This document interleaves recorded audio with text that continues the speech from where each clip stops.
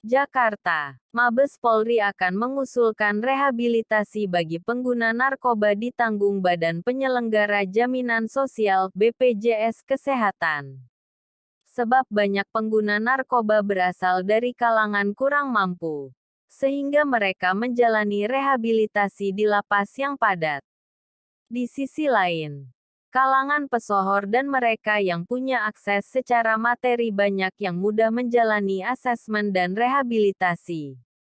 Jadi seharusnya hukum itu berlaku sama, equality before the law. Apakah dia pengguna orang kaya, apakah dia pengguna yang kurang beruntung ekonominya? Kata Direktur Tindak Pidana Narkoba Mabes Polri, Brigjen Krisno Halomoan Siregar saat ditemui tim blak-blakan Detikcom di Gedung Bareskrim, Rabu, tanggal 15 September tahun 2021. Di Polda Jawa Timur. Ia melanjutkan, sudah melakukan terobosan dengan mengupayakan agar pengguna narkoba dari kalangan kurang mampu menjalani rehabilitasi atas biaya BPJS. Idealnya, ke depan terobosan semacam ini bisa dilakukan secara meluas ke lingkungan Polda di seluruh Indonesia. Ini perlu dikomunikasikan dengan para stakeholder terkait apakah benar-benar dimungkinkan. Kata lulusan Akpol 1991 itu. Sejak beberapa tahun lalu. Menurut Krisno, sebetulnya sudah ada kesepahaman dan kesepakatan dari 7 kementerian dan lembaga terkait bahwa pengguna narkoba adalah korban yang harus menjalani pemulihan kesehatan fisik dan psikologisnya. Karena itu rehabilitasi dapat dilakukan dalam setiap tingkat proses peradilan, penyidikan, penuntutan, hingga vonis hakim.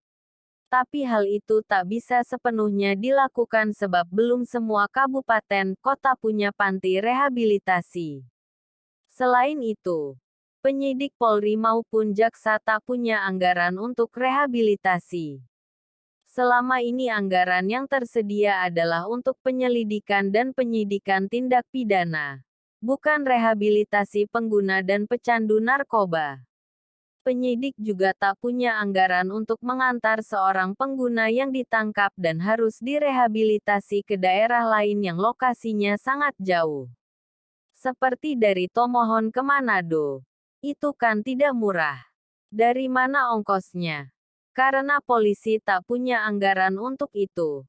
Tutur Krisno. Untuk menyiasati minimnya panti rehabilitasi.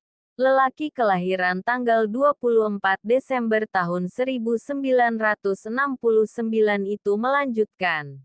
Kepala Polri Jenderal Listio Sigit melalui Kepala Bareskrim sudah mengirimkan telegram untuk menjadikan sejumlah RS milik Polri di daerah sebagai tempat rehabilitasi. Pada bagian lain, Krisno H. Siregar juga memaparkan sejumlah materi UU Narkotika yang perlu direvisi. Dia juga mengakui proses revisi akhirnya diambil alih Kemenko Polhukam karena masih belum ada titik temu antara Polri dan Kejaksaan. Khusus terkait penyelundupan narkoba dari jejaring internasional selama pandemi. Krisno menyebutnya telah terjadi anomali.